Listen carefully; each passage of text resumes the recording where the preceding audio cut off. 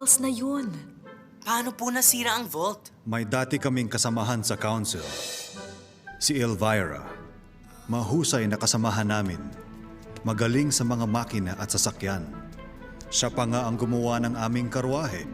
Pero napabayaan niya ang kanyang tungkulin. Ha? Bakit po? Mula na makagawa siya ng kanyang sasakyan, siya ay nahilig na sa pamamasyal.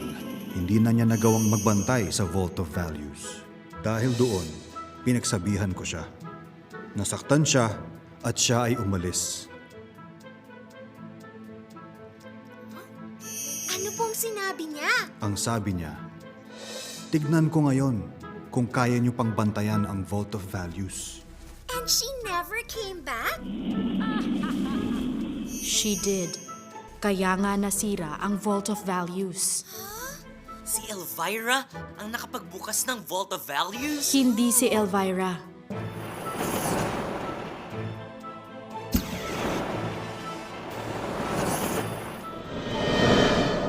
Si Virus Elvira.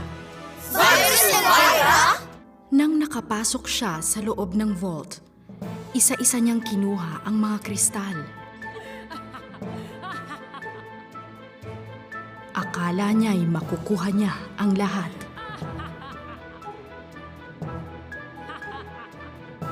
Pero dahil nga sa dinagdag naming sensors, ang vault ay nag-alarm. Iniwan niya tuloy ang iba. Paano niyo po makukuha sa kanya ang mga values na tinangay niya?